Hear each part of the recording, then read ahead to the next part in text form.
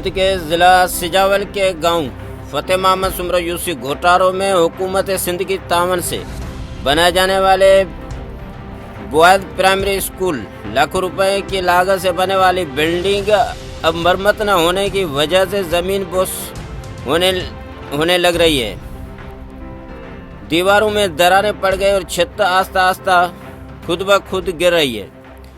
لیکن ابھی تو کرونا وائرس کی وجہ سے تعلیمی ادارے بند ہیں، لیکن سندھ حکومت تعلیمی ادارے کھولنے پر غور کر رہی ہے۔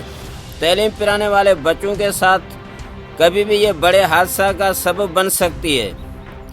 اسی سلسلہ میں سٹی ون نیوز چینل سے بات چیت کرتے ہوئے غلام مصطفیٰ سمرو، حارث سمرو، احمد علی سمرو اور نوید اور دوسروں نے کہا ہے کہ ہمیں ڈر ہے کہ گرنے والی بلڈنگ بچوں کے ساتھ کبھی بھی بڑے حادثے کا سبب بن سکتی ہے۔ انہوں نے کہا کہ ہم نے ایجوکیشن ڈپارٹمنٹ اور ضلع انتظامیہ سجاول کو آگاہی دی ہے، لیکن ابھی تک کسی نے بھی اس مسئلے کے طرف توجہ نہیں دی۔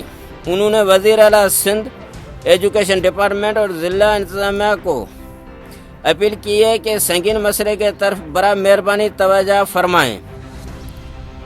غلام مصطفیٰ ظہور، bureau chief, city one news, Sajawal.